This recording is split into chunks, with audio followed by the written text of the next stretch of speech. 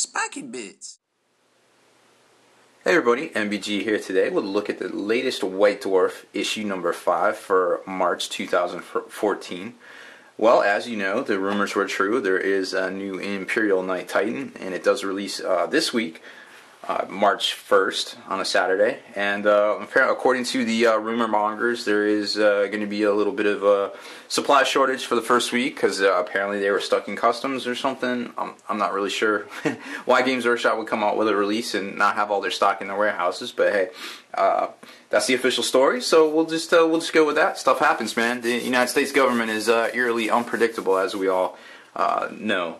So let's take a look at the actual issue itself.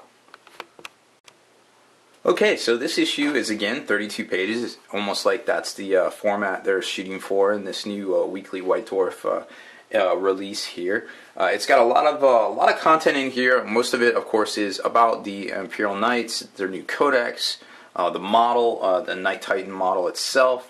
I say Knight Titan loosely because it's what I'm used to saying for the past 20-some years. So whether it's accurate or not, I don't really know if it's quote unquote Titan status. But like I said, I've been used to saying it for longer than most people have been alive that are in this hobby. So I'm just gonna keep saying it. Just if pardon my French if you don't like it. We'll just go with it.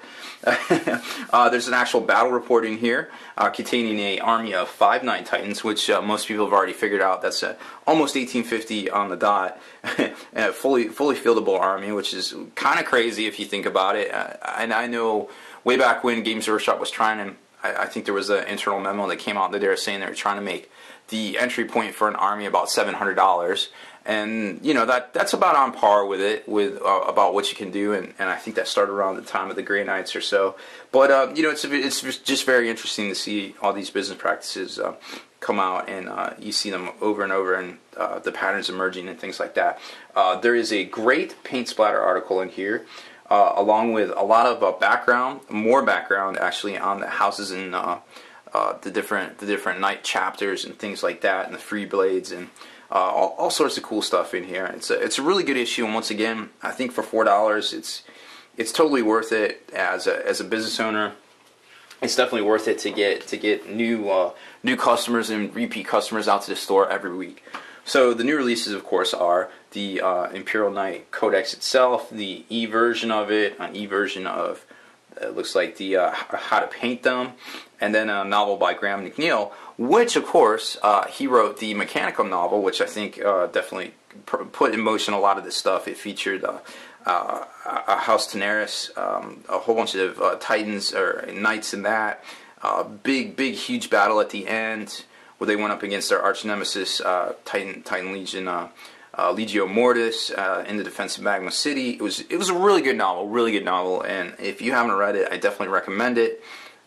There's Titanicus novel that Graham McNeil also wrote, which kind of had an homage in there to the old Warhammer monthly comic, which featured the Titan Dictatio and its princess Hecate, which is also pretty cool. So lots of cool stuff that always seems to, the ebb and flow of fluff and characters and things like that always seems to move around in these novels, and it's really great to see a lot of familiar faces when you're reading these. So it's pretty cool. Skip ahead to another section. I wanted to show you a lot of the background on the actual knight houses and heraldry. This is also its own standalone book. I think it's like $75 or something like that. I'm not exactly sure what comes in that. I don't plan on buying it, but I'm sure if you're really into Mechanicus and a lot of these walkers and things like that, it might be worth it for you. There's a whole big section in here about independent knights themselves. They call them free blades and things like that. And there's a whole section on it. Really good read. A lot of background. I think these are LED lights on this firebrand. This is a pretty awesome looking paint job and detail work here.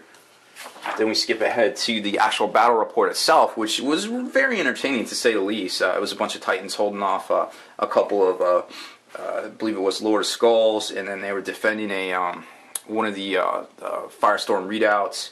So it was a pretty cool read, and a lot of things happened in it. I won't spoil it for you, but it's pretty cool. And then the White Dwarf staff itself made up a little side game here called Nightly Duel, where you use a deck of cards and it makes a little like sub game, which I thought was pretty neat too, because I've been running a lot of trying to run a lot of narrative events on the weekends when we don't have tournaments. And one of the things I did was called Titan Clash, where I based it around the Super Mario Kart rules, where you went over like question blocks and things like that. It was pretty neat. I had fun with it. It was an off weekend, so we didn't get a whole lot of people out for it, but I had fun with it, and it was certainly enjoyable, and I think I'll definitely try to run it again. The Paint Splatter article, Duncan Rhodes wrote this one, and a lot of good stuff in here. I really like the look to this gray heraldry here, because you keep seeing this blue ones, you keep seeing these red ones, and all I keep thinking about is War Machine, unfortunately. But this one definitely keeps it real, and it's very original, very easy to do, only 4 steps, and most of the paint jobs for this. So I really like this article, and I can appreciate that from a alternate standpoint. Another really good article that I forgot to mention was the Apply and Transfers. It's actually 2 pages about one of the most complicated things that it seems like everybody that comes in the store always asks about. And I'm sure with the release of this Titan, where you got this huge transfer sheet, a lot of people are going to be asking about it even more. And it's eerily familiar. The very first thing they say is, before applying a transfer, I always cover the area I'm painting with a layer of Argcoat, which is basically gloss varnish, for the more generic term. And I can't stress that more. You definitely want to seal off that area, create a bond between your decals and things like that with the matte coat that you're going to spray on later. So a very good article, definitely worth a read here. It's one of the most mystifying things about the hobby that people always seem to ask about. And then towards the back here, just some of the White Dwarf staff, what they're working on. And of course, Warhammer Visions will be out next week. That's going to be issue 2. That's the monthly magazine that last month was about 240 pages. I guess it says here it's about 236. So I guess it's going to vary from month to month. But we'll see how that one goes. Obviously, it's going to have a lot of Dwarf things in it, but some of the old White Dwarf features as well, Parade Ground and Kit Bash.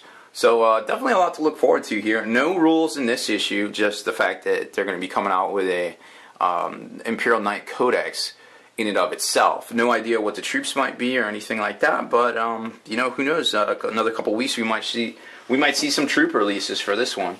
So I'll leave you with this piece of artwork here on the back, where it kind of shows a group of knights going into battle against the Tyranids there. So that's pretty much it for this one. Make sure you stay in the trenches, subscribe to this YouTube channel, check out the blog.spikybits.com, and listen to our podcast, forgenarrative.com.